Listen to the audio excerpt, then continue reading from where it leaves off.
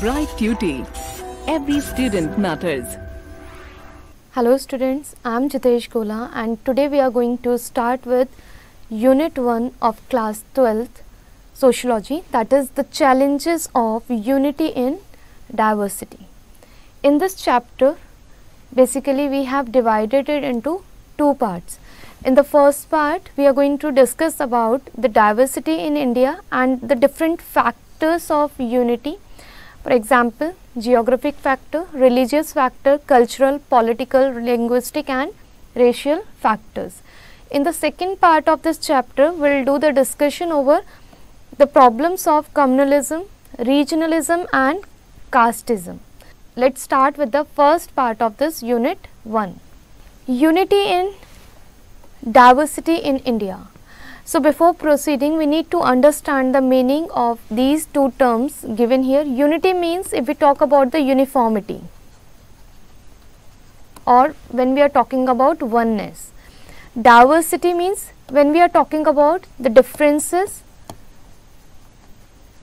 or the variation here. So, how come we can talk about unity in diversity in India? Unity means while at one point we are saying that there is uniformity and oneness in the nation, but on the other hand we are talking about the diversity. So, we need to understand that few different factors are there which are present in our country, which are creating these differences which leads to diversity, but on the other hand different factors are also available and somewhere you will find out these factors are the common which are leading to unity in our country. For example, we are talking about the different geographical factor, religious factor, linguistic factors or racial factors. Somewhere these are the factors which are creating differences, but at the same time these are the only factors which are leading to uniformity in the nation or in the country. If we talk about this unity and diversity, it is one of the unique feature of Indian society. In fact, we can call it as the expression or a cliche. Unity and diversity is a part of India's self-identity. It has not borrowed or it has not got it from some other rulers, or if we talk about the Britishers, as we have borrowed so many innovative ideas or so many things that we have introduced in our country. But here this is the one of the feature that we can say that it is India's self-identity. There is a great amount of diversity in Indian society, and what are these factors where we could see these diversities or these differences in Indian society? So, these factors are geographical factor, racial factor, religion, language, community and culture and so on. Diversity here, if we talk about, it means variety based on differences. Clear? So, all the above factor that we have discussed here, these are the factors which are creating differences at the, which are creating differences in one hand, but on the another hand if we talk about, these are going to create the unity also. So, that we are going to do the discussion over. Diversity, we have understood the meaning of the term diversity. When the differences are prevailing in our society, so definitely there must be some solution for that. So, based on that there are two ways in which a society deals with diversity or the differences prevailing in the society. Both are different ways and it's the option or it's the choice of the society that which one they are going to adopt based on their what they are going through. If we talk about, it's totally based on the individual society or individual country, that how they are going to deal with these differences. First way we can talk about to do away with diversities and to impose uniformity. So, here somewhere we can get the idea that it is sort of negative one. Why? We will discuss about that, because we are talking about to do away with the diversities and simply imposing uniformity.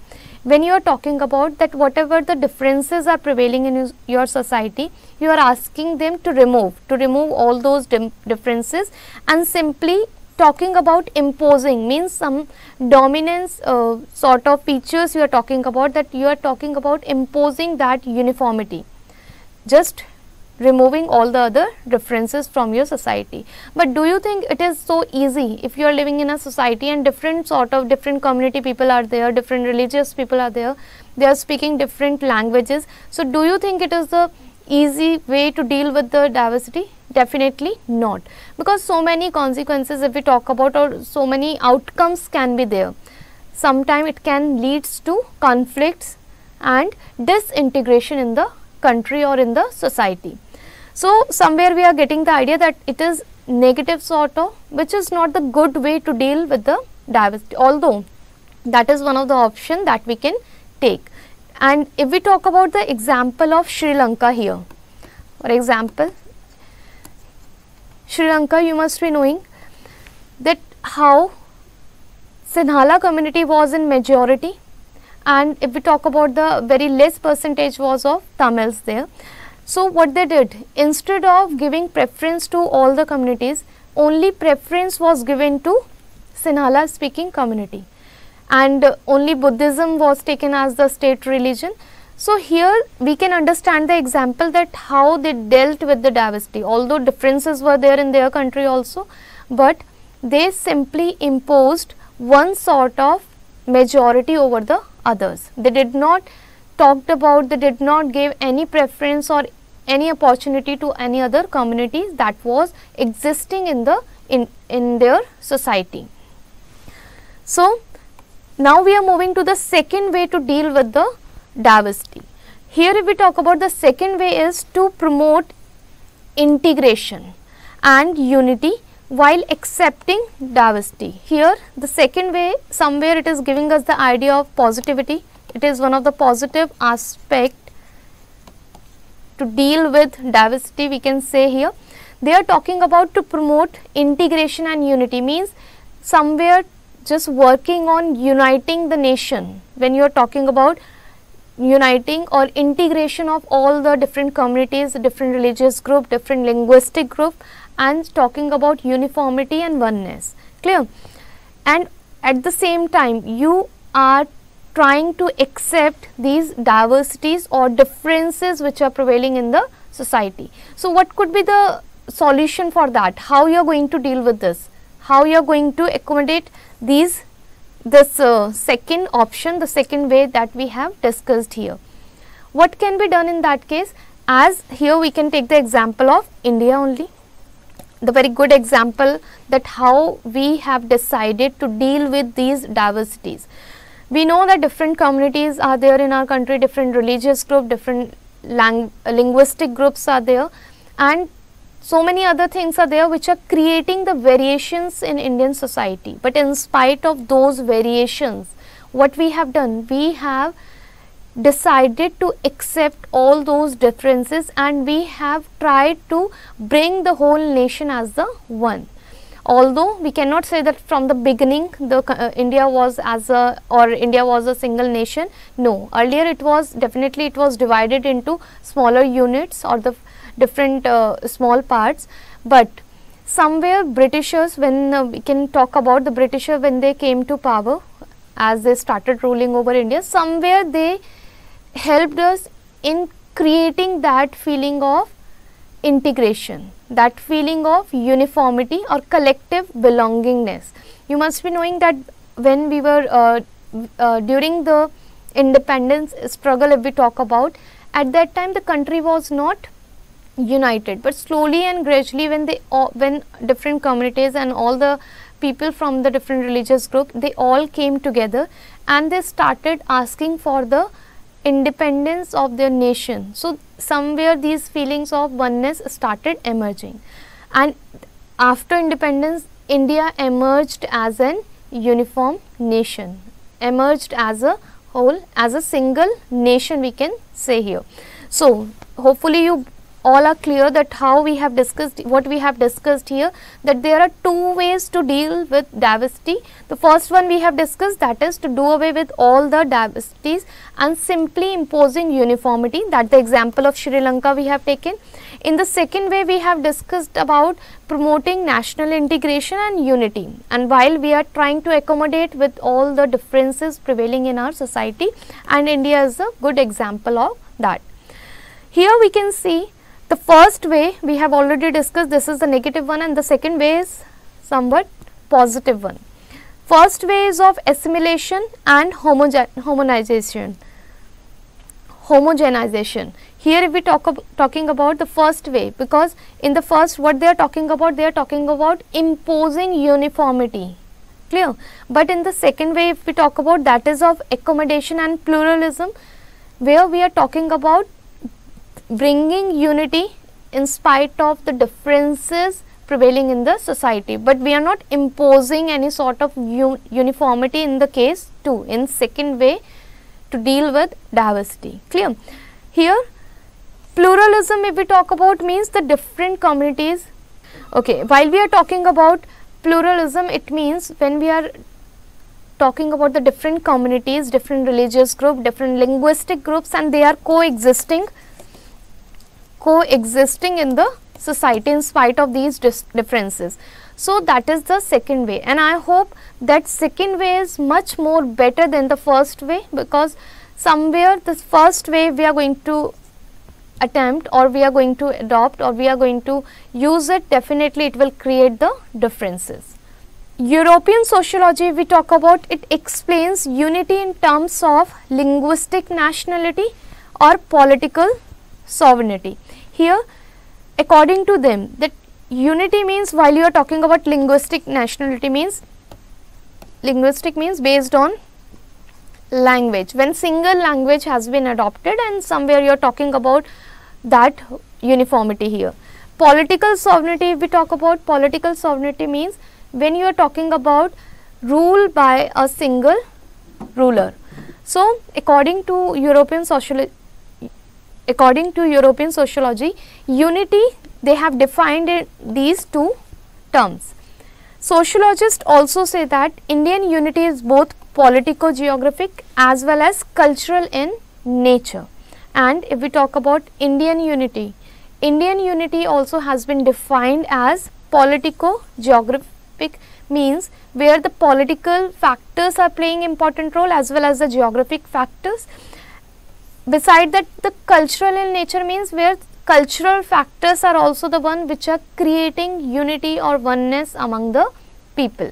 Now we will do the discussion over the different factors of unity in diversity. We have seen that in the previous discussion, we have seen that what are the different factors of creating diversity in our country. So these were geographical factor, religious factor, different linguistic factor.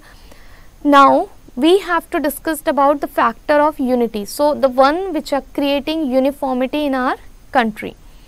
We know that India is a land of great diversity, and we cannot say that all the parts of India are, the land of India is same from everywhere. No, somewhere in the north if we talk about Himalayan region is there. In the western part of India if we talk about, we can see the deserts are there, and in the middle part of India if we talk about, that is the plateau region. In the northern plains are also there. So variation, or if we talk about the coastal areas are also there. So we can see that variations are there in Indian continent. So these variations somewhere definitely creating the differences or the diversities in our country. It is easy to observe diversities in race, religion, language, caste, tribes and culture. So where we can see these differences, race means based on the skin color if we talk about, because further we are going to discuss about that how the Indian population is divided among different main 4 races. So that variation also can be seen. Religion if we talk about, India does not have any single state religion. We are following, and same preference if we talk about is given to all religion in spite of having the majority of Hindus in our country. In spite of majority of Hindus in our country, no state religion has been adopted. And why it is done? Just because so that the uniformity can be created and just to avoid any chances of conflicts in our nation. Languages, if we talk about, there is no national language in India. Hopefully all must be aware that only the official language we have, that is Hindi, has been adopted as the main official language, and English has been added as the additional secondary official language for India. Otherwise, if we talk about at the state level, states are free to use their own regional languages. Caste, if we talk about, tribes, culture, so all these are the factors which are creating differences among the Indian people. But in spite of these differences, we are going to discuss about that what are the factors. We'll do the discussion over the chief factors which are creating uniformity in nation or leading to unity in India. So the first one we are taking here, geographic factors. The first striking feature about India is its geographic size and diversity. Means if we talk about, India is a vast country, okay, and if we talk about diversity prevailing in India is also very vast. We cannot say that somewhere at one point of time or in some area only a single or homogeneous society is being formed there. No, there you can see the mixture of different races, different culture people following, different religion they are following. There is variation in physical feature, and in terms of geographic factor, if we talk about, we can see that variation could be very well seen in physical factors or the physical features in India. High mountain ranges are there, plateau region, plains and deserts are also found. Temperature, if we talk about, it varies from extremely hot to extremely cold also. The temperate, tropical and the polar climates are also found in India. So these are the variation only in this geographical factor we are talking here. At the same time, nature has generously placed within her boundaries almost all the resources, because India is rich country in resources also. All sort of resources, whether we are talking about minerals, whether we are talking about other water resources, all sorts of resources are available in our country within the political boundaries of India, which helps it for developing as a rich and creative life of the people, which helps it to create rich and creative life for the people of India. There is another factor which has promoted as a sense of unity as a part of the geographical factor only. The another factor, the main factor, is the institution of pilgrimage.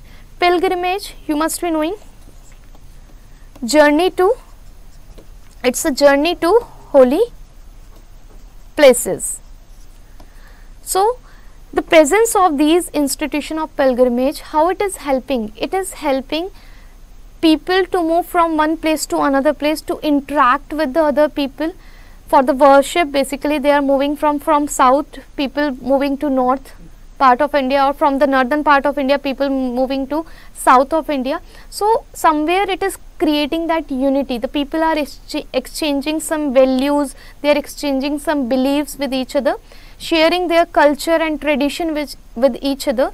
So somewhere we can say that presence of these variations, physical features, in spite of these variations in India in terms of geographical factor, if we talk about, these are uniting country. These are providing the variation to the people, and somewhere these are the one which are creating unity among them. These are the one, if some place we have plains, the another we have where we are growing crops and all. In plains we are growing crops in the northern part of India mainly, and that is being distributed to other parts of the country. So somewhere that connectivity has been formed.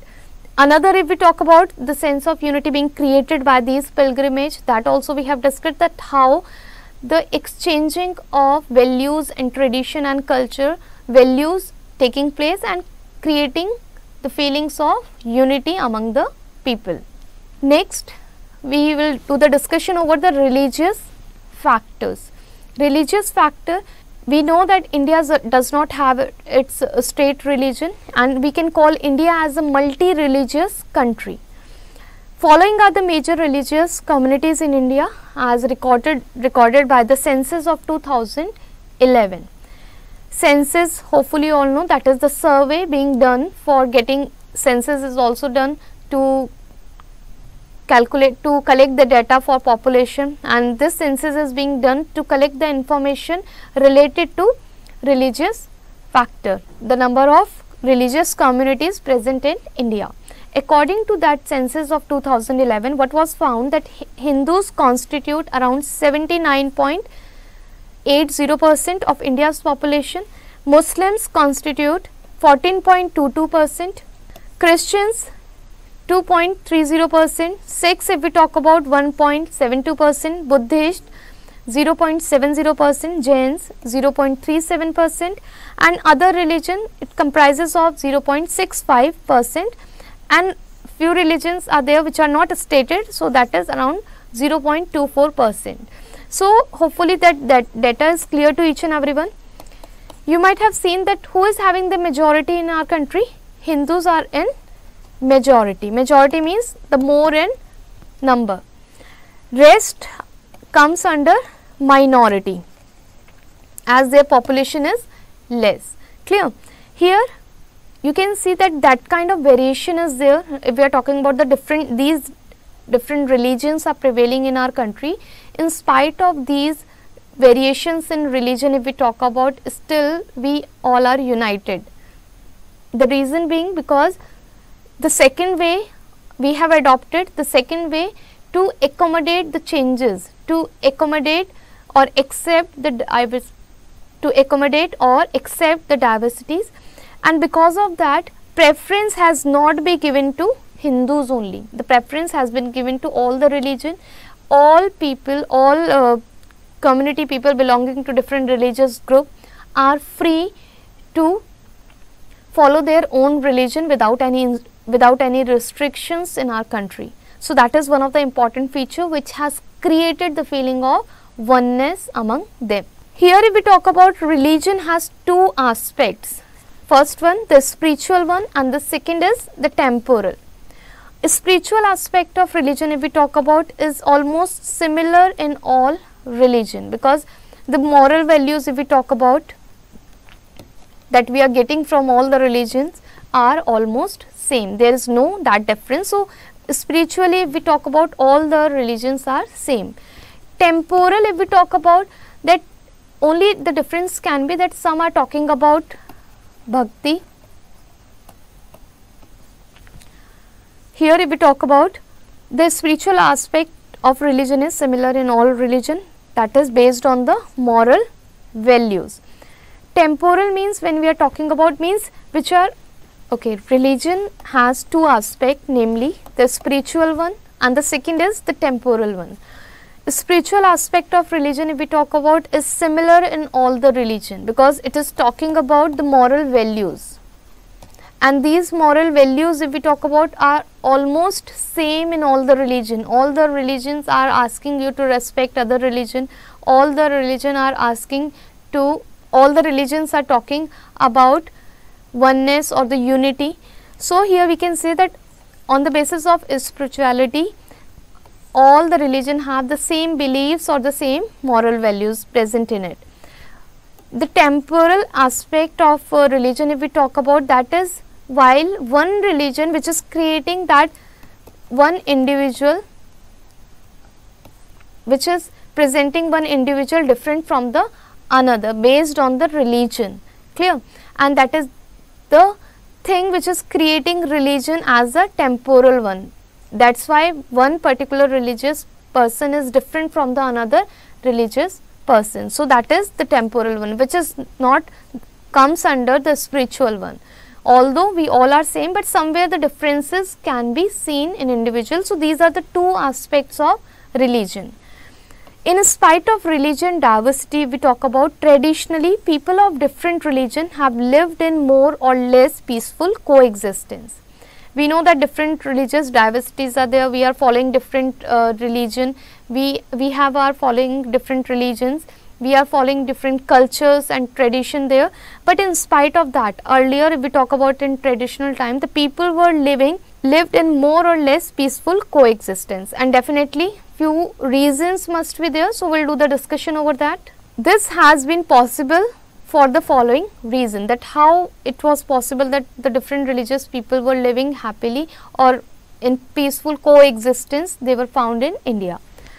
Because all religions uphold and promote the same basic values that we have already discussed under spirituality.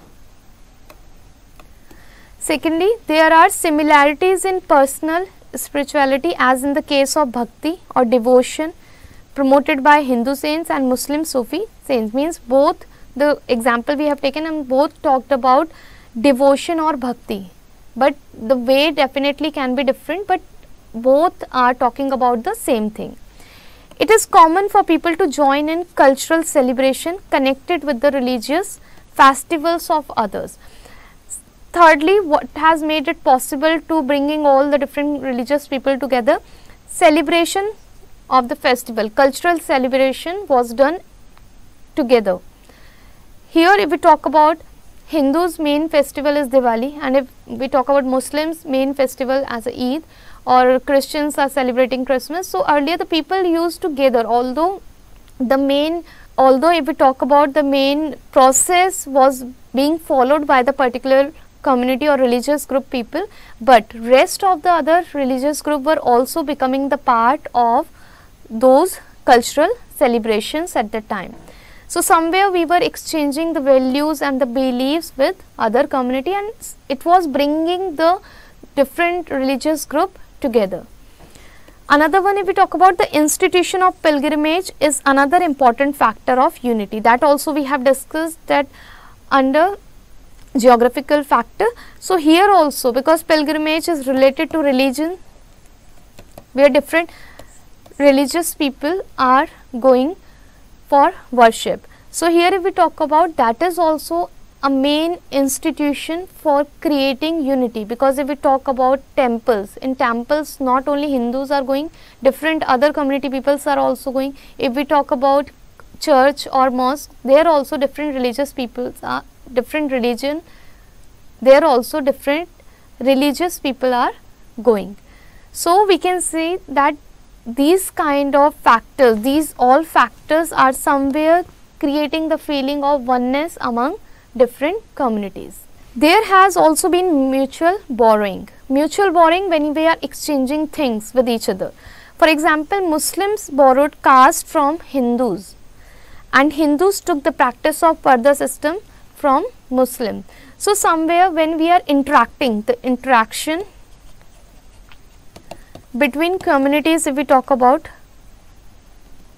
or between religious group, so somewhere we are exchanging some values, beliefs, ideas,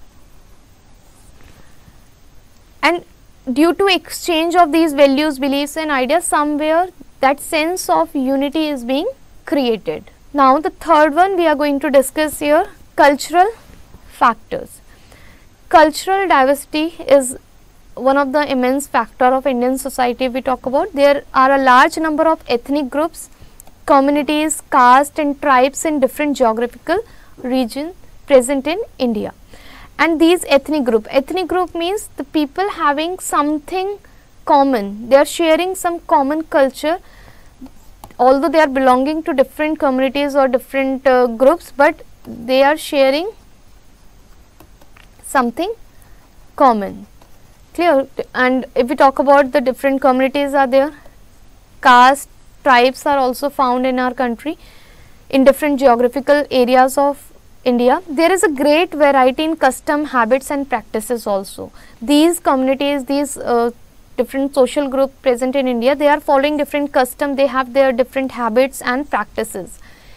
As India is a very vast country, we know that different people are moving from one place to another place. So, when they are moving from one place to another place, those customs they are exchanging with other people, those habits they are interacting, their habits when they are interacting with other people are also getting exchanged.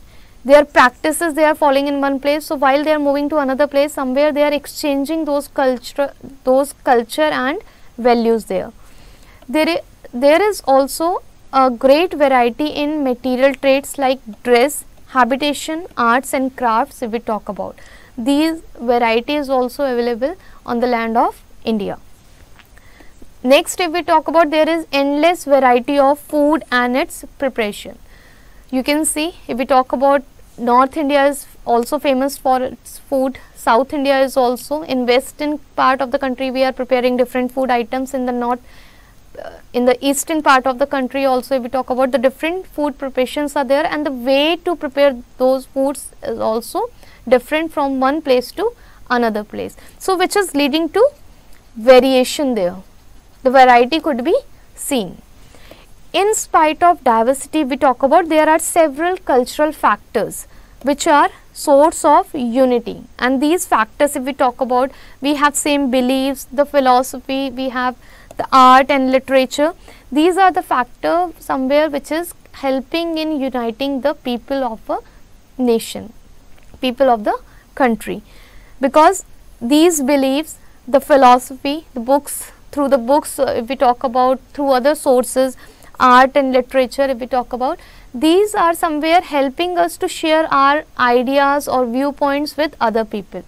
And when in spite of the differences prevailing in our society, in spite of belonging to different communities, different religion, if we people are sharing something in common, so that only can lead to unity in our nation or in our country.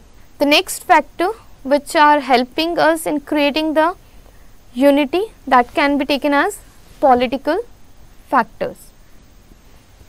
If we talk about, India has never been a well organized political unit, as we know, because differences could be seen earlier before independence. If we talk about, India was not at all united. When it came under the rule of Britishers, they followed different policies, they introduced different system, somewhere which created the feeling of oneness, although it was for their own benefit that they started organizing the country, they started creating the uniformity among the uniformity in the country, but it was for their benefit. Ultimately, if we talk about, the result was in our favor, and that's why it gave us idea, or it gave us the chance to unite or create that uniformity, where we all decided to come together and fight against colonial power. Instead, there was a considerable political diversity. Here we talk about, there was no such sort of well organized political unit, but the diversity could be seen as India was under the different rulers. Even British India was split up into 600 independent states. Earlier if we talk about, when the Britishers were ruling, so India was divided into 600 independent states as autonomous entities and kingdoms. Clear, it was the separate identities there, and although but it was under the control of a single ruler. So somewhere it was planning for the future, which was giving the idea to be a part of a single nation. In spite of such diversity, the idea of bringing the whole country under one central authority has always been on the minds of great kings and statesmen of India. These diversities were there, the different factors were there which were creating the diversity, but many leaders, many great kings were there and statesmen were there of India, those who tried, those who put their efforts to create single nation. To some extent if we talk about, there was political unification during British period that we have discussed. Not we cannot say that they were the only one who created that, but they gave us at least the idea, they gave us that belief that yes, we can be united. But after independence, the unity of India is expressed in the institution of India as a nation, and that was finally after independence only that India emerged as united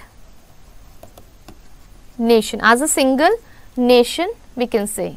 Now the next is linguistic factors. Linguistic factor related to the language, which also created the feelings of oneness or helped to create unity among Indians.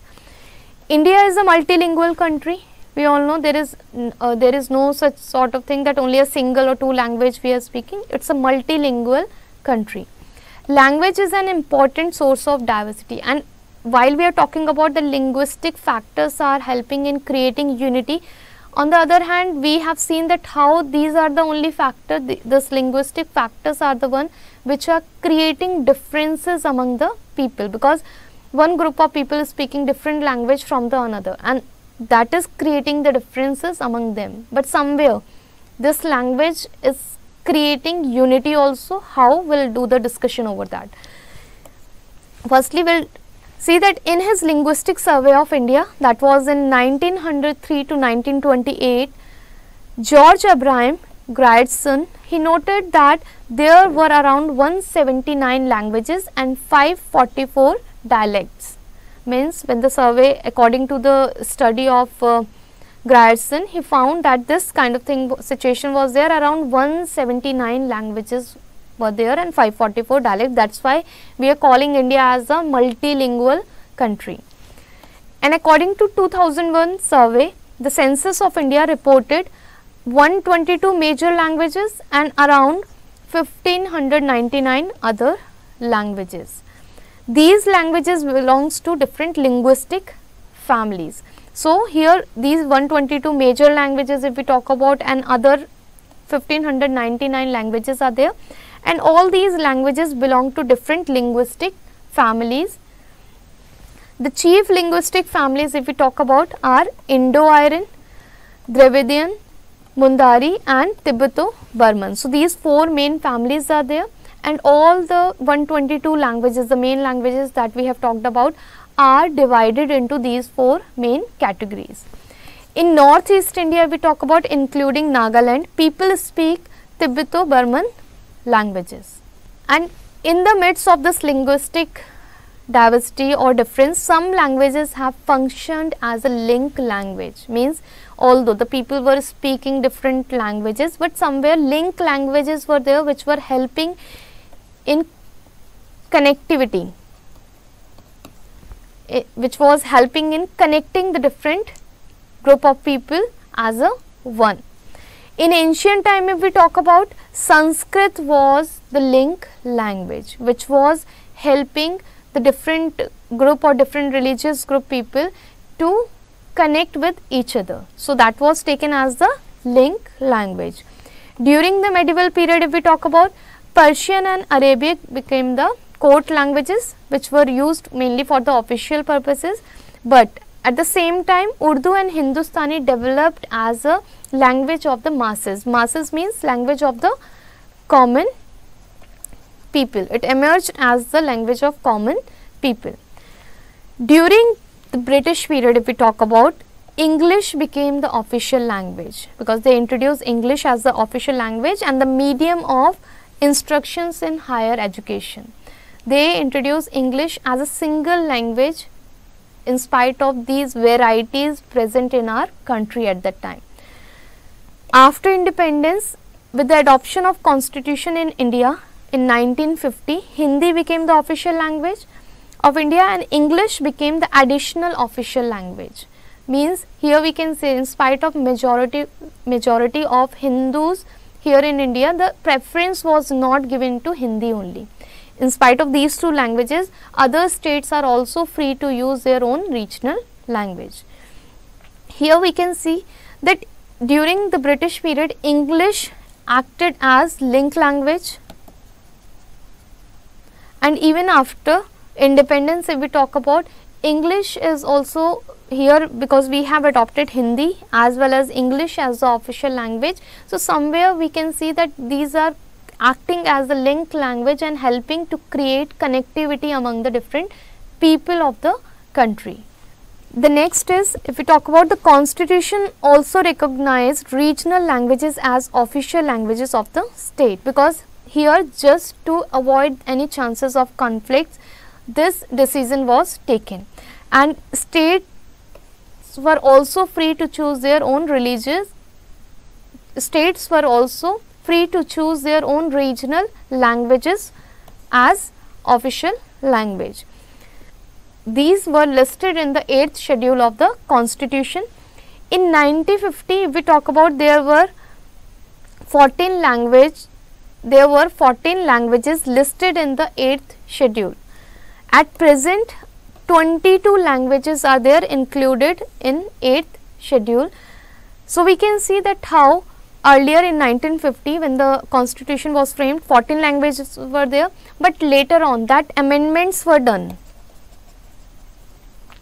And why these amendments and the changes were done? Because just to accommodate those diversities which are prevailing in our country.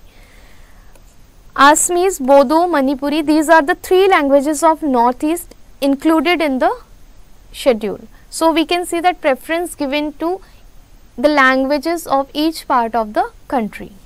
After independence, if we talk about the adoption of the Constitution of India, divisive tendency and movements based on languages have arisen. Means time to time we are bringing the changes and amendments in our constitution as per the situation. We are not the rigid one. That is why our constitution is taken as the flexible one, which is bringing the changes time to time as per the need of the people. Linguistic problems were also created. It was not easy to talk about this linguistic unity. If we talk about the linguistic factors led to unity in the country, so many problems were created. So now we are going to discuss about the linguistic problem, and these 3 main issues were there related to the language issues. The first one was the official language issue. In the beginning, when after independence, it was decided that which language should be adopted as Hindi. So definitely the conflicts arised. There was a strong anti-Hindu movement in South India against opting Hindi as the official language, particularly Tamil Nadu. If we talk about, there were also movements for the inclusion of some languages in 8th schedule in the case of Manipuri. So somewhere the anti-Hindi movements were going on, means protest started against official language, and somewhere the protests were there to compel the government to adopt more languages in 8th schedule. That is why you can see that in 1950 only 14 languages were there, but later on, according to survey of 2011, we have seen now 22 main languages are there in 8th schedule. Second problem, if we talk about, was reorganization of the states on linguistic basis.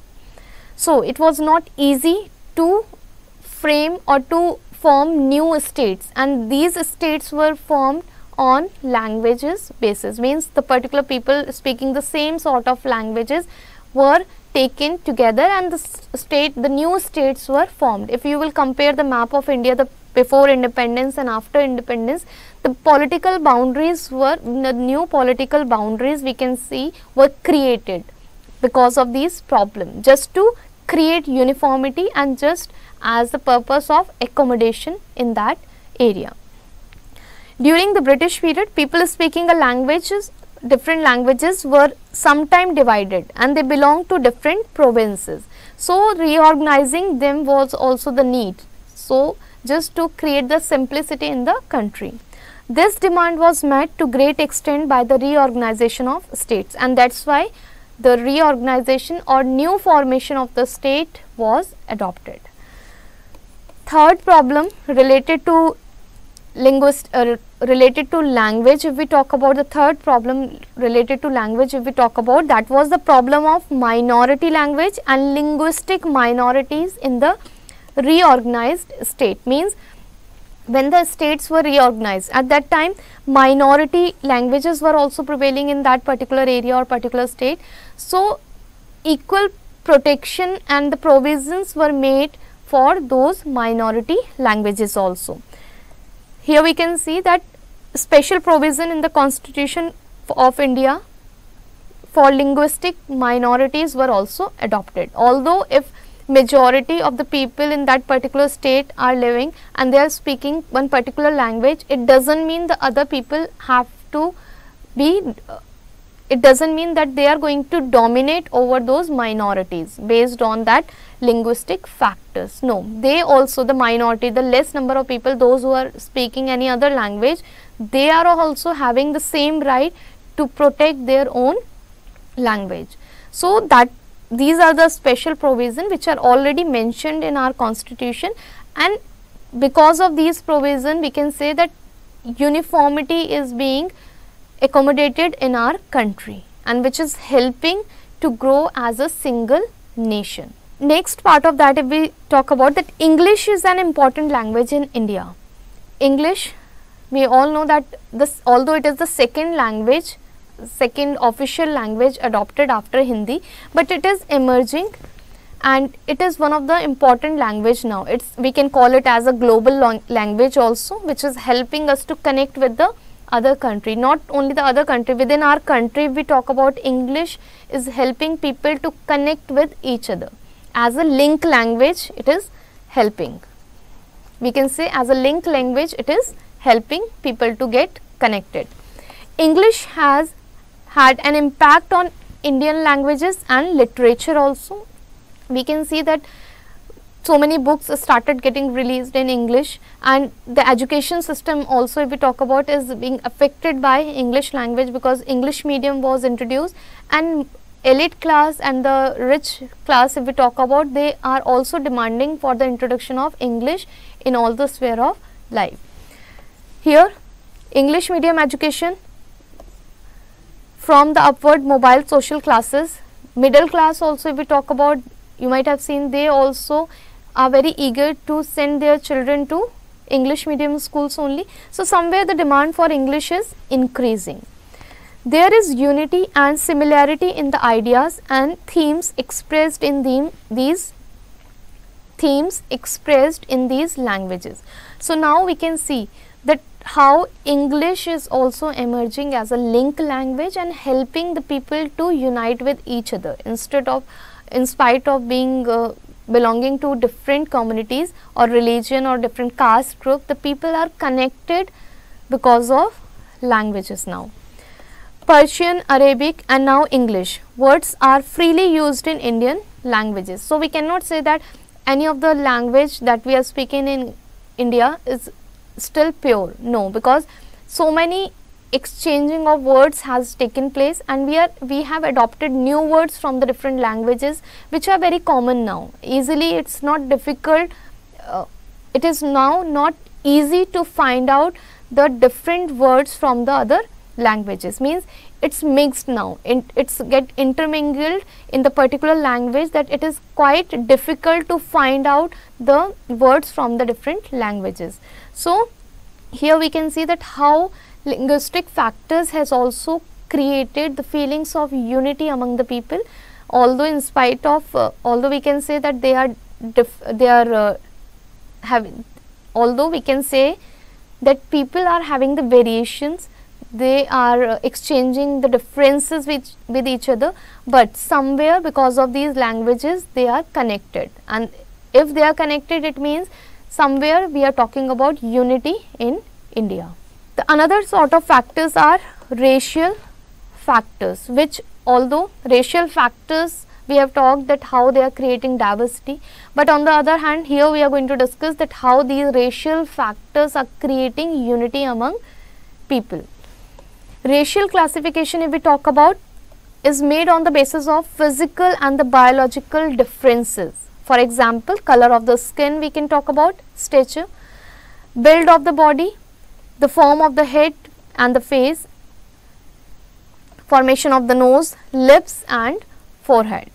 There are three principal races of mankind, and what are these races? First one, the Negroid, mainly the black people. The second one is Caucasoid, that is the white people, and the Mongoloid, that is yellow people. And Naga people, the people of Nagaland basically belongs to this group only. The third one we have discussed here, Mongoloid, yellowish, means wheatish color people. These are further divided into the several categories. So, main categories, if we talk about the three main races of mankind all over the world are these only, these three, but these variations could be found within India, and when these variations are there, in spite of these variation also we are united, as we are exchanging so many beliefs, values and ideas with each other. If we talk about somewhere the status, social status, if we talk about, or so many other factors are there which are creating that oneness among them. According to B.S. Guna, if we talk about, he has identified 6 racial types in India. What are these? The first one, the Negroid, who are found in tribal groups in central India and Andaman Island. Second one, the Proto-Australoids, who are found in many isolated or semi-isolated parts of the country. Third, the Mongoloids, those who are found in Himalayan region, Himalayan borderland, particularly Ladakh, Sikkim and northeastern part of the country. The next is the Mediterraneans, who constitute the bulk of population of India. The Brahechapels found in Gujarat, Maharashtra, Karnataka and Tamil Nadu. The Nordics, if we talk about the 6th racial type of India, that is found in northwestern part of the country, for example Punjab, Haryana, Rajasthan. So, that was the discussion of the part 1 of unit 1.